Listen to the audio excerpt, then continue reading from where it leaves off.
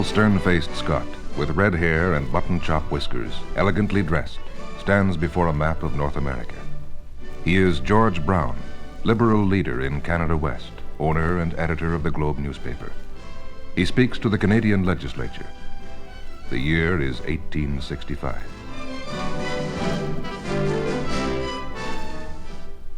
Look, sir, at the map of the continent of America, and mark that island, Newfoundland, commanding the mouth of the noble river that almost cuts our continent in twain.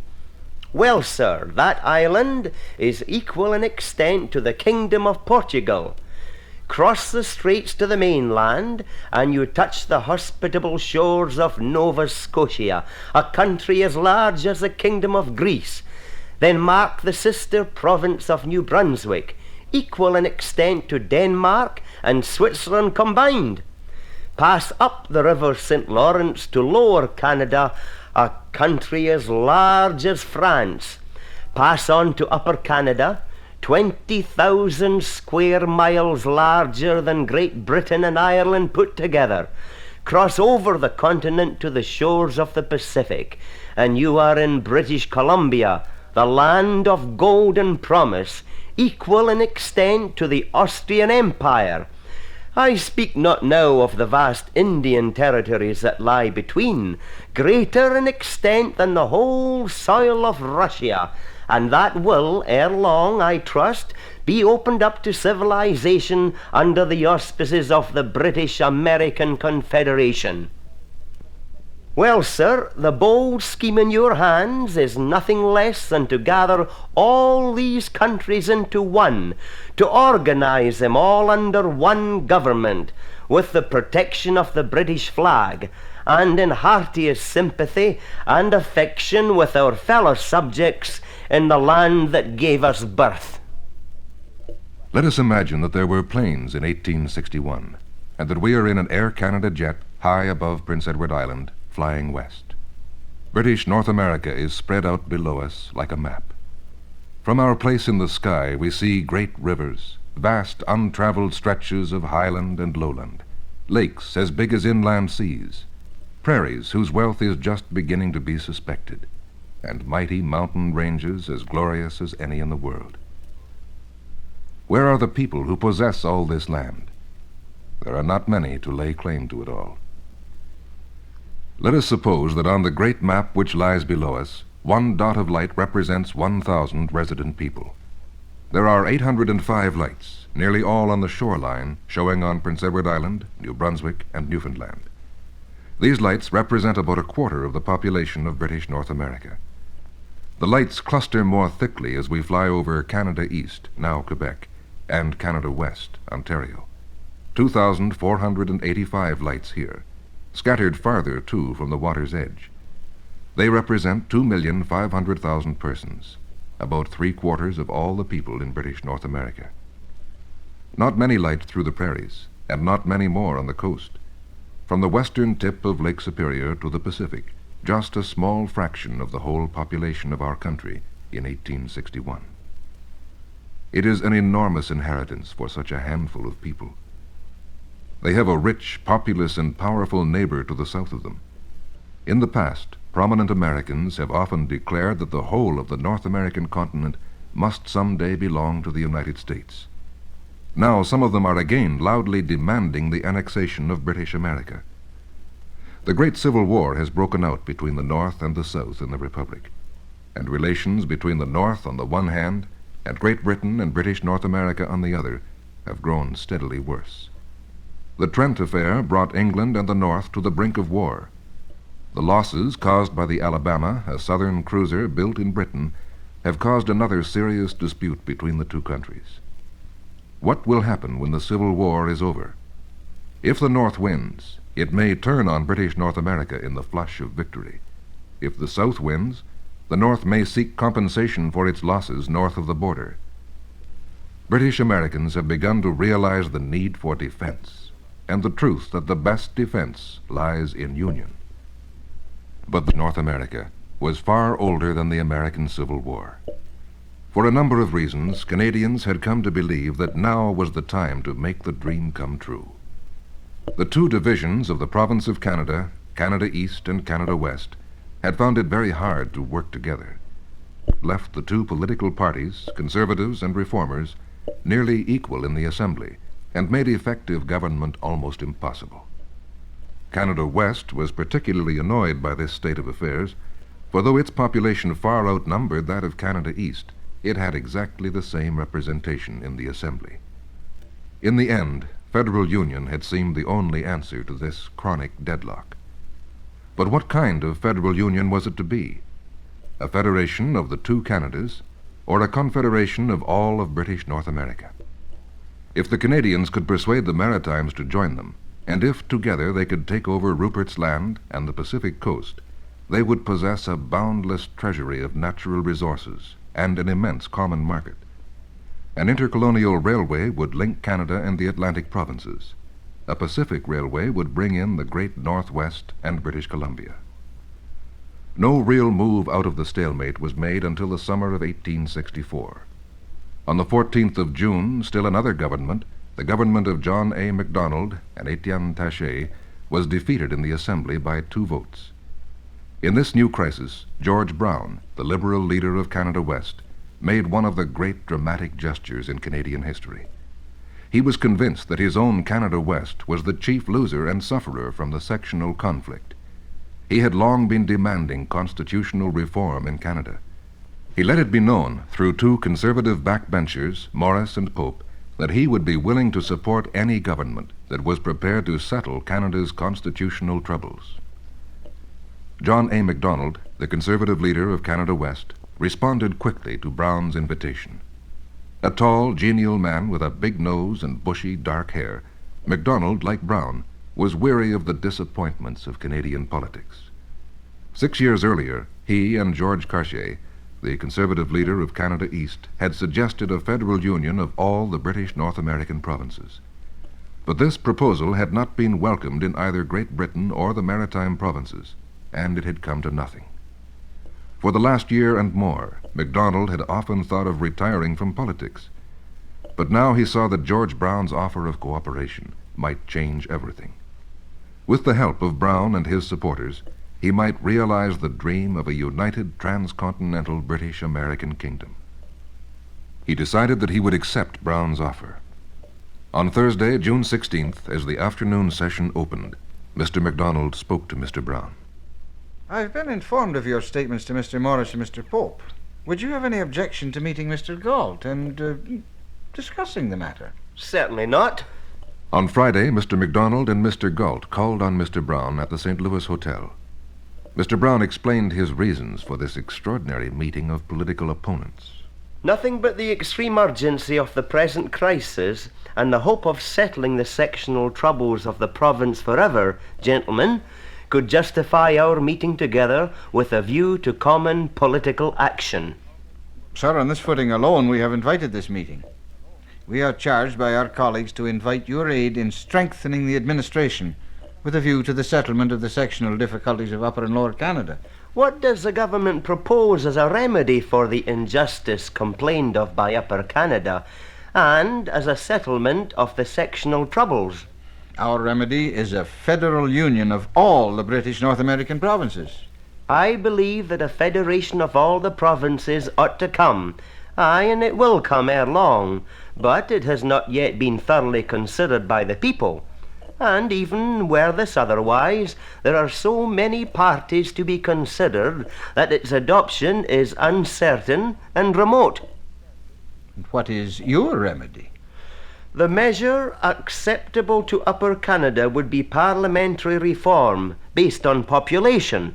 It's impossible for us to accede, or for any government to carry such a measure. Unless a basis can be found in the federative principle, it doesn't seem likely that anything can be settled. After much discussion on both sides, it was found that a compromise might probably be had in the adoption either of the federal principle for all the British North American provinces as the larger question, or for Canada alone, with provision for the admission of the Maritime provinces and the Northwestern Territory when they should express the desire. The government are prepared to pledge themselves to bring in a measure next session for the purpose of removing existing difficulties by introducing the federal principle into Canada, coupled with such provision as will permit the Maritime Provinces and the Northwest Territory to be incorporated into the same system of government. And the government will seek, by sending representatives to the lower provinces and to England, to secure the assent of those interests which are beyond the control of our own legislation, to such a measure as may enable all British North America to be united under a general legislature based upon the federal principle. Hundreds of miles away from the province of Canada, down the Great St. Lawrence and into the Gulf, the men of the Maritimes were planning a meeting to discuss uniting the three maritime provinces, Nova Scotia, New Brunswick, and Little Prince Edward Island. It would have one provincial legislature and government. The thought of Canada was not in their minds. But the thought of the Maritimes was firmly in the minds of the Canadians. On the very day that the coalition was formed, Lord Monck, the Governor-General, had written to the maritime governors asking permission for Canada to send a delegation to the Conference on Maritime Union. The Canadians were invited to come, but only unofficially, as guests or onlookers. It was a great day for Charlottetown, the 1st of September, 1864. The sleepy little island capital had been roused from its slumbers by the coming of its first circus in 20 years. Bands and banners, clowns and acrobats, wild animals and performing dogs paraded through the town. The streets were full of people wandering happily about in their best clothes. The hotels and boarding houses were full of visitors. Among these visitors were the delegates from Nova Scotia and New Brunswick, who had come to attend the Conference on Maritime Union. There were 5 Nova Scotians headed by Charles Tupper, a medical doctor who was premier of the province. Premier Tilley led a second delegation of 5 from New Brunswick. Their hosts were Colonel John Hamilton Gray of Prince Edward Island and 4 other island politicians. The members of each delegation had been chosen from both government and opposition parties. They had discussed maritime union for some time. Nova Scotia liked the idea. New Brunswick wasn't sure that it did, and Prince Edward Island hated the thought of losing its own legislature. Nobody had come prepared with a plan for a union. They were simply going to discuss the proposal. But they had no chance to discuss it on that 1st of September, 1864. Before the conference was officially organized, the exciting news that the Canadians had arrived spread through Charlottetown. W.H. Pope, the provincial secretary of Prince Edward Island, who had been asked to greet the visitors, hurried down to the wharf. He saw a strange vessel anchored some way out in the harbor. But Pope knew that it was none other than the Queen Victoria, the Canadian government vessel that was to bring the Canadians to Charlottetown for the conference. He must go out to greet them, and no suitable boat was in sight. Very distastefully, for Mr. Pope was an elegant and somewhat fussy man, he hailed a fisherman in a disreputable flat-bottomed tub with a cargo of a barrel of flour and 2 jars of molasses. The fisherman rowed the provincial secretary out toward the Queen Victoria, and Pope welcomed the visitors with what dignity he could muster. There were 8 Canadians with their secretaries. Among them were John A. Macdonald, Attorney General, Canada West; George Brown; Alexander Galt, the Minister of Finance; Darcy McGee, Minister for Agriculture; and George Cartier, Attorney General, Canada East. George Brown's wife, Anne, reads her husband's account of the adventure to Charlottetown. We had great fun coming down the St. Lawrence, having fine weather, a broad awning to recline under, excellent stores of all kinds, an unexceptionable cook, lots of books, chessboards, backgammon and so forth. I was up at 4 in the morning to see the sunrise and have a saltwater bath. Amid most beautiful scenery, we came suddenly on the capital city of the island. Our steamer dropped anchor magnificently in the stream, and its man-of-war cut evidently inspired the natives with huge respect for their big brothers from Canada. I flatter myself we did that well. Having dressed ourselves in correct style, our 2 boats were lowered man-of-war fashion, and being each duly manned with 4 oarsmen and a boatswain, dressed in blue uniform, hats, belts, etc., in regular style, we pulled away for shore. We came unofficially to discuss the propriety of extending their scheme and seeing whether the whole of British North America could not be included in one government. The conference was accordingly organized without us, but that being done, we were formally invited to be present, and were presented in great style to the conference. Having gone through the shake elbow and the howdy-do and the fine weather, the conference adjourned to the next morning at 10 to meet for the serious dispatch of business. In the evening, the governor, Mr. Dundas, gave a large dinner party to as many of the party as he could conveniently receive, I being one. Next morning, The delegates in Charlottetown worked from 10 in the morning until 3 in the afternoon. On Friday, John A. Macdonald and George Cartier explained the general arguments in favor of Confederation. On Saturday, Alexander Galt described the financial arrangements of the Federation. When the conference adjourned that day, the Queen Victoria became a banquet hall. we all proceeded on board our steamer, and the members were entertained at luncheon in princely style. Cartier and I made eloquent speeches, of course, and whether as a result of our eloquence or of the goodness of our champagne, the ice became completely broken. The tongues of the delegates wagged merrily, and the banns of matrimony between all the provinces of British North America having been formally proclaimed, and no man appeared to forbid the banns, the union was thereupon formally completed and proclaimed. George Brown took the whole of the Monday sitting to speak of the constitutional aspects of Confederation, the way in which the general government and the local governments should be constructed, and what duties each should assume. Tuesday was given over to general discussion, and on Wednesday the conference gave the Canadians their answer. They were unanimous in regarding federation of all the provinces to be highly desirable, if the terms of union could be made satisfactory, and that they were prepared to waive their own more limited question until the details of our scheme could be more fully considered and matured.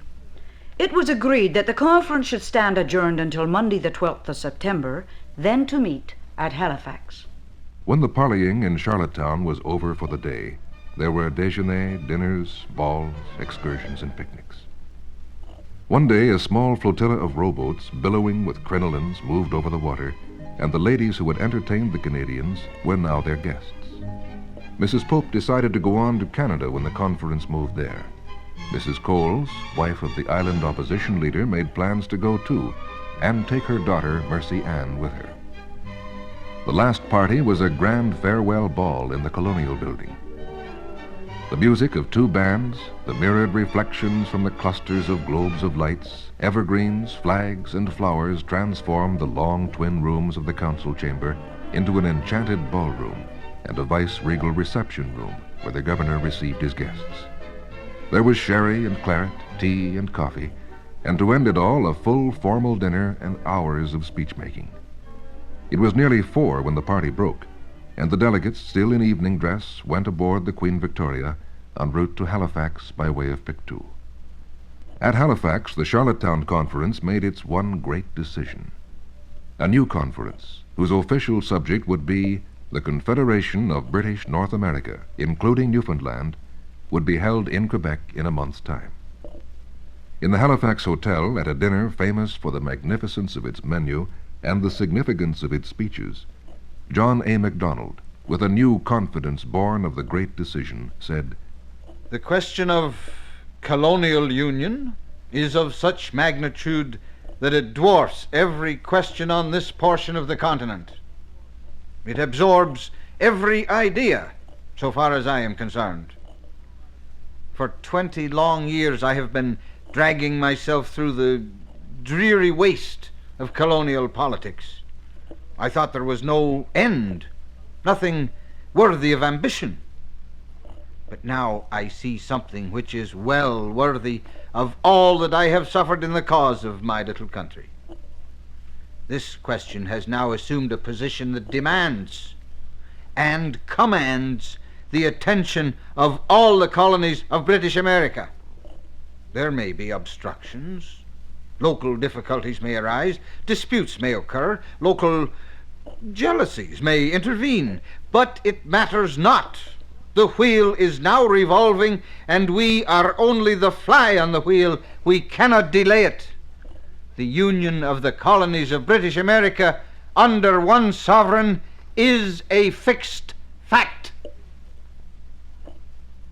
The dangers that have risen from the American system we will avoid if we can agree upon forming a strong central government, a great central legislature, a constitution for a union which will have all the rights of sovereignty except those that are given to the local government. If we can only obtain that object, a vigorous general government, we shall not be New Brunswickers, nor Nova Scotians, nor Canadians, but British Americans under the sway of the British sovereign. Gales thick with snow swooped roaring down the river valley as the little Confederate cruiser Queen Victoria nosed her way up the St. Lawrence with her cargo of maritimers, their wives, and marriageable daughters. She was hard put to it to gain her way at all. On the 9th of October, she brought her passengers into a snowy harbor at Quebec. Mr. Russell's St. Louis Hotel became a home in Quebec for the delegates. Every night the company sat down to what George Brown called company dinner of the first class.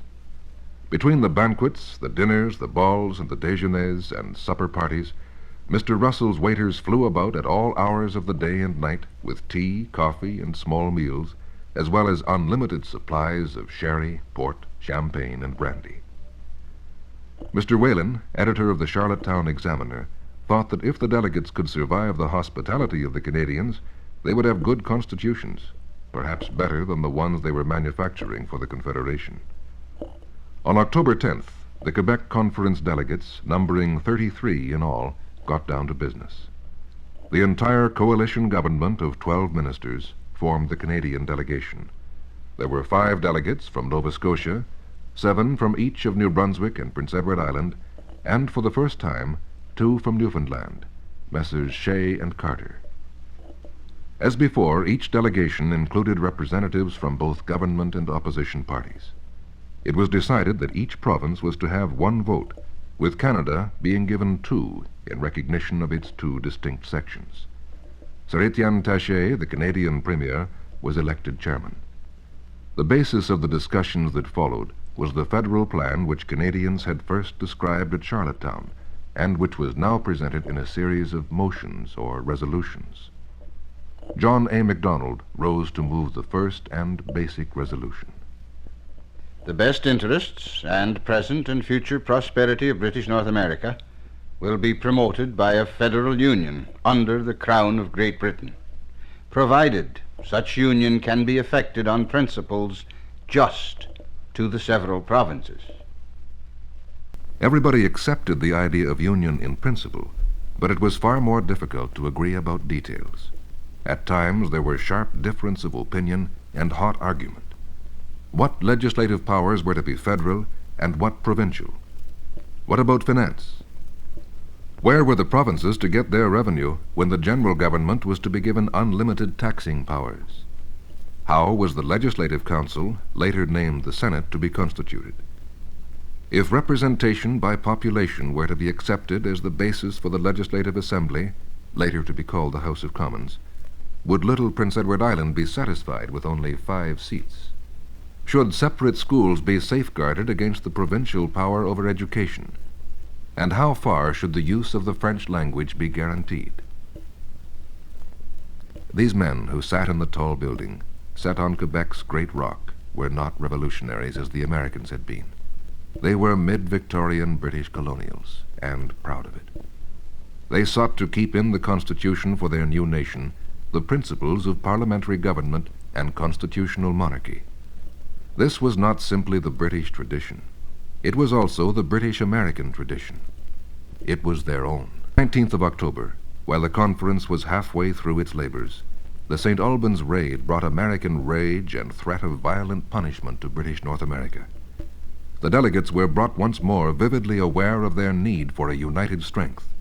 That note was sounded again and again 2 months later in the Canadian legislature. The weather was appalling in Quebec. Snow gave place to continuous rain. But dances can be held without benefit of fine weather, and night after night the dripping carriages waited to take the fascinated maritime ladies to yet one more ball. Mercy Coles had a dreadfully sore throat, and Dr. Tupper would not let her go to any of the parties after the Governor-General's drawing room until the very last day in Quebec. Mercy Coles reported on Quebec to her diary. I never saw such a place. There hasn't been 2 hours' sun since we got here. We all went to the drawing room last night. All the ladies looked very well and were quite a credit to the lower provinces. Pa, Ma, and I went together. A half-dozen gentlemen wanted to take me into the room, but I preferred to go in with Papa. The Governor-General stood in the middle of the room with his private secretary on his right hand. We did not require to have any cards. The aides announced us each time. The governor shook hands very friendly with each one.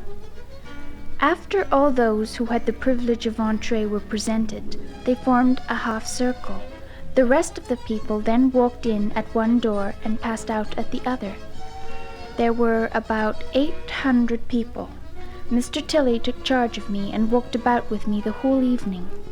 Ma wore her grenadine over black silk. I wore my blue silk. There were only 2 or 3 trains there. By the 26th of October, all the details of the federal plan had been discussed, accepted, and set out in order. The great achievement of the Quebec Conference was the passing of 72 resolutions. The 72 Quebec resolutions were to form the basis of an imperial statute uniting the British American provinces. Full of enthusiasm and satisfaction in a job well done, the delegates would take the plan home for approval in their legislatures. But first there was to be the grand tour of the Canadas. George Brown wrote to his wife in Scotland about the conference in Quebec. Let us hear her read the letter. Toronto, 31st of October, 1864. My dearest Anne, we got through with our work at Quebec famously. The Constitution is not exactly to my mind in all its details, but as a whole it is wonderful, really wonderful. When one thinks of all the fighting we have done for 15 years, and now find the very men who fought us every inch, now going far beyond what we asked, I am amazed and sometimes alarmed lest it all goes to pieces yet. We have yet to pass the ordeal of public opinion in the several provinces, and sad indeed it will be if the measure is not adopted by acclamation in them all. In Upper Canada, we may well light bonfires and build monuments the day it becomes law. Nearly all our past difficulties are ended by it, whatever new ones may arise. I think I wrote you about the entertainments at Quebec. The same sort of thing is now to go off in other places. At Montreal there was a ball, and on Saturday a déjeuner. Today the delegates go up the river to Ottawa, and there they have tomorrow a déjeuner and a ball in the evening. On Wednesday they come on straight through to Toronto. Toronto gave them a deafening welcome, with little Mercy Coles to tell us about it. Toronto, Queen's Hotel, Thursday, November 3rd. We arrived here at 10 o'clock. Such a grand affair. Torchlight procession. 5,000 people were in front of the hotel. Dr. Tupper, Mr. Tilley, and Mr. Brown made speeches from a gallery just beneath my bedroom window. When the traveling was over, the delegates went a little soberly home to win the acceptance by their legislatures of the astounding resolutions they had approved in Quebec. Canada moved first. On the 6th of February, 1865, in the Canadian Legislative Assembly, John A. Macdonald moved the adoption of the 72 resolutions. A long debate followed, for every member wanted to record his opinion on such an important question. In his opening stand emphasized the basic principles of the new Constitution. I am strong in the belief that we have hit upon the happy medium in those resolutions, in that we have formed a scheme of government which unites the advantages of both, giving us the strength of a legislative union and the sectional freedom of a federal union, with protection to local interests. In the first place, by a resolution which meets with the universal approval of the people of this country, we have provided that for all time to come, so far as we can legislate for the future, we shall have as the head of the executive power the sovereign of Great Britain. I believe that it is of the utmost importance to have that principle recognized, so that we shall have a sovereign who is placed above the region of party, to whom all parties look up, who is not elevated by the action of one party, nor depressed by the action of another, who is the common head and sovereign of all. Ever since the American Union was formed, the difficulty of what is called state rights has existed, and this has had much to do in bringing on the present unhappy war in the United States. They commence, in fact, at the wrong end. They declared by their constitution that each state was a sovereignty in itself, and that all the powers incident to a sovereignty belonged to each state, except those powers which, by the Constitution, were conferred upon the general government and Congress. Here we have adopted a different system. We have strengthened the general government. We have given the general legislature all the great subjects of legislation. We have thus avoided that great source of weakness which has been the cause of the disruption of the United States. We thereby strengthen the central parliament and make the Confederation one people and one government instead of 5 peoples and 5 governments, with merely a point of authority connecting us to a limited and insufficient extent. Immediately after Macdonald came George Cartier. He was especially anxious to assure his fellow French Canadians that Confederation would permit a diversity of races and help to preserve the distinct culture of French Canada. Now, when we were united together, we would form a political nationality with which neither the national origin nor the religion of any individual would interfere. It was lamented by some that we had this diversity of races, and hopes were expressed that this distinctive feature would cease. The idea of unity of races was utopian. It was impossible. Distinctions of this kind would always exist. Look, for instance, at the United Kingdom, inhabited as it was by 3 great races.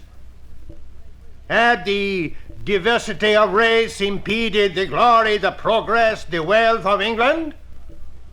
Had they not rather contributed their share to the greatness of the empire, of the glories of the Senate, the field, and the ocean, of the successes of trade and commerce? How much was contributed by the combined talents, energy, and courage of the 3 races together? In our own federation, we should have the Catholic and Protestant, English, French, Irish, and Scotch, and each by his efforts and his success would increase the prosperity and glory of the new confederacy. We were of different races, not for the purpose of warring against each other, but in order to compete and emulate for the general welfare. The debate went on. Alexander Galt spoke about the financial arrangements which were chiefly his. George Brown explained the benefits of the Union for Canada West. D'Arcy McGee, the poet, orator, and prophet of Canadian Confederation, dwelt on the dangers that threatened British America if it did not unite. The policy of our neighbors to the south of us has always been aggressive. There has always been a desire amongst them for new territory. They coveted Florida and seized it. They coveted Louisiana and purchased it. They coveted Texas and stole it. And then they picked a fight with Mexico, which ended by their getting California.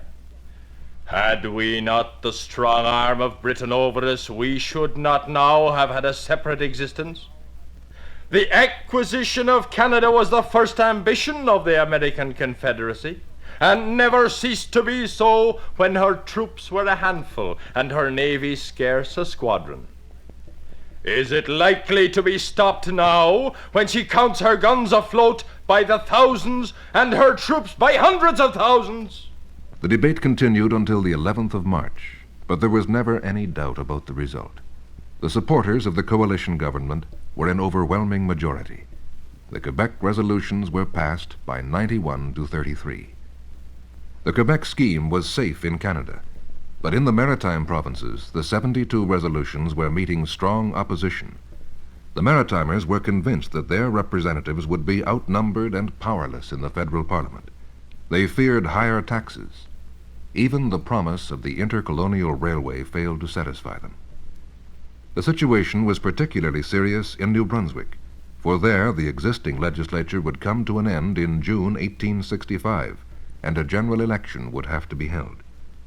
Premier Tilley had scarcely got back to New Brunswick when he became aware that a strong protest against the Quebec scheme was rapidly growing. He wrote about his troubles to George Brown and Alexander Galt. We will have a hard fight here, many prejudices to overcome. The current of public opinion is against us. Gray and I held the first public meeting on Thursday night, speak again tonight and tomorrow night. I start in a few days on a stumping expedition through the central counties. We have a large portion of the press against us. We ascertained that a large majority of the members of the House would have opposed the terms of the Quebec Conference. Every paper in the province, without exception, spoke out strongly against legislating upon the subject previous to a general election. I felt that to ask for so great a change in our Constitution without giving the electors a voice could not well be defended. The general election was held in midwinter, before Tilley could tour the province and fully explain the Quebec scheme. Tilley and his Confederates went down to defeat.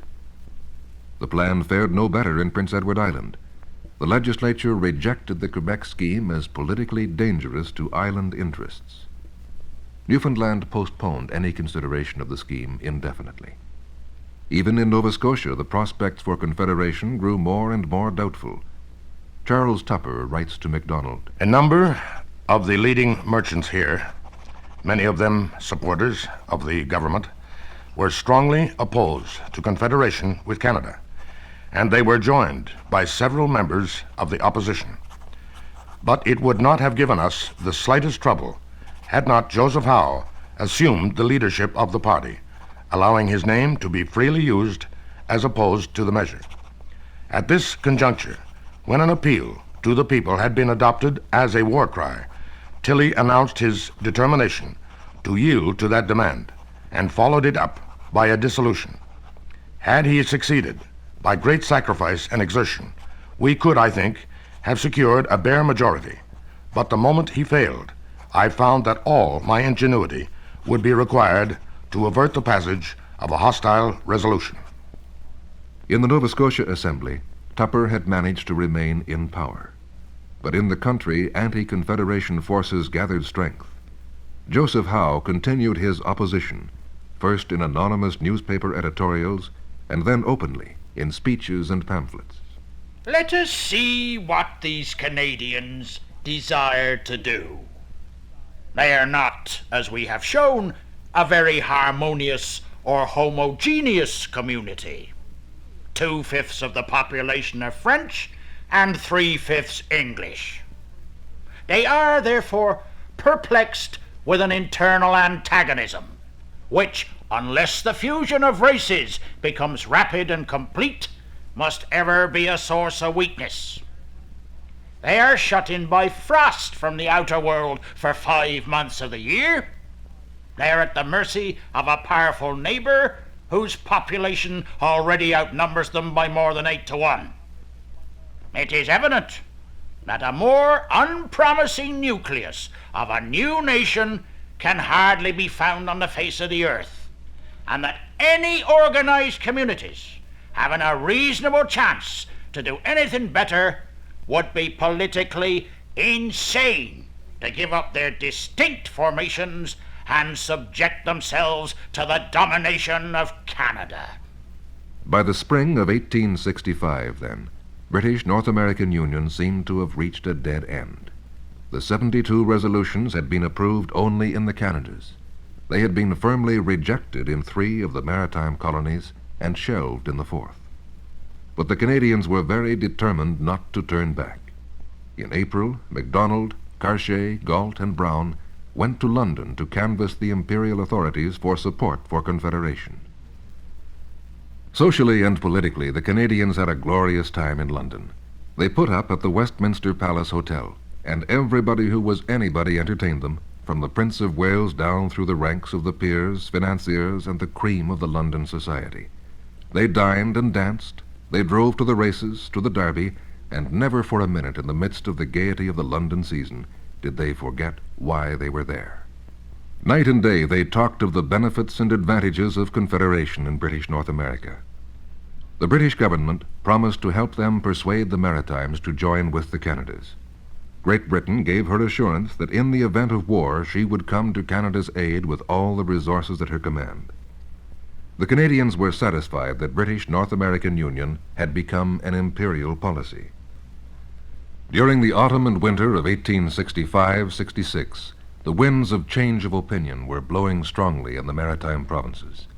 The Civil War was over, but the wartime disputes between the United States and England had not yet been settled, and the American Fenians, who hoped to strike a blow for Irish independence by conquering British America, were reported to be massing in thousands on the borders of New Brunswick and Canada in the spring of 1866. The Reciprocity Treaty came to an end. There was no hope now of increased trade with the United States, which some had regarded as a possible alternative to Confederation. The anti-Confederate government in New Brunswick grew weaker, more divided, and more uncertain about union. In the spring, it resigned. A new election was held, and Tilley and the Confederates came back into power. The Unionist triumph in New Brunswick gave new strength to Tupper in Nova Scotia. In the Assembly, he proposed that delegates should be sent from Nova Scotia to London to discuss a scheme of union which will effectively secure just provision for the rights and interests of this province. The debate on this motion had just begun when the news arrived that the Fenians, whom everybody had been dreading for weeks, had actually raided a small island off New Brunswick. The great ship HMS Duncan, with 81 guns, crowded with troops and field pieces, sailed from Halifax to St. John, ready to fight the Fenians. In the face of this danger, and with this renewed proof of the value of British protection, the Nova Scotia Assembly passed Tupper's motion. In the autumn of 1866, delegates from Canada, Nova Scotia, and New Brunswick met in London to revise the Quebec resolutions.